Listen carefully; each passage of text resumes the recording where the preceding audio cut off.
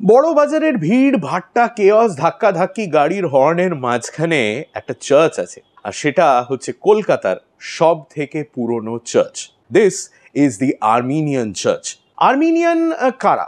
Armenia হচ্ছে ছোট্ট একটা দেশ। It's sort of east of Turkey and north of Iran. আর আর্মেনিয়ান লোক যারা, তারা সবাই মোটামুটি ওই অঞ্চল থেকেই রাফলি এসেছেন। যদিও কলকাতার আর্মেনিয়ান যারা ছিলেন তাদের সিংহভাগই এসেছিলেন ইরানের একটি শহর থেকে, যেটার নাম হচ্ছে জুলফা। 1688 সালে মানে জোব চানকের ফাইনাল ল্যান্ডিং এর 2 বছর আগে তৈরি হয়েছিল দি অরিজিনাল আর্মেনিয়ান চার্চ, কিন্তু সেটা ছিল একটা সম্পূর্ণভাবে কাঠের চার্চ।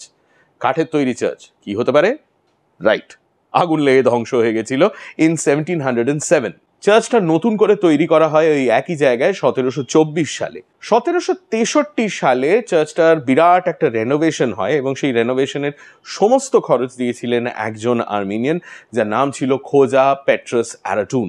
এই খোজা পেট্রাস আরাটুনের ভাই ছিলেন খোজা গ্রেগরি, যাকে সেই সময় অনেকে গুরগিন খান বলে চিনত, এবং তিনি ছিলেন বাংলার নবাব মীর কাসেমের সেনাপতি।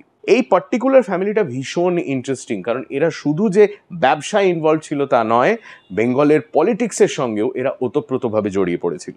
আর্মেনিয়ান চার্চ আরেকটি কারণে বিখ্যাত। চার্চ সংলগ্ন যে গ্রেভইয়ার্ডটা রয়েছে, সেখানে রয়েছে সম্ভবত কলকাতার প্রথম খ্রিশ্চান কবর।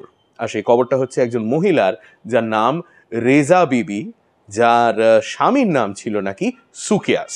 এবার এই কবরটা নিয়ে আবার একটা কন্ট্রোভার্সিও আছে, কারণ কবরের যে অরিজিনাল ইনস্ক্রিপশনটা ছিল সেটা ট্রান্সলেট করে এখন এই ইংরেজি ইনস্ক্রিপশনটা রাখা হয়েছে, যেটাতে বলা হচ্ছে যে রেজা বিবিকে কবর দেওয়া হয়েছিল নাকি 1630-এ।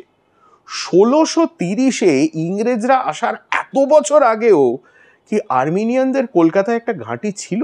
সন্দেহের অনেক কারণ আছে, তবে এসব নিয়ে আলোচনা আর একটা ভিডিওতে হবে। কলকাতার সমস্ত ঐতিহাসিক চার্চ এর গল্প আমি আপনাকে শোনাবো এই মাসে, এবং সেই গল্প যদি আপনি শুনতে চান তাহলে ইউটিউবে সাবস্ক্রাইব করুন আর ইনস্টাগ্রামে ফলো করুন হাফ প্যান্ট হিস্ট্রি।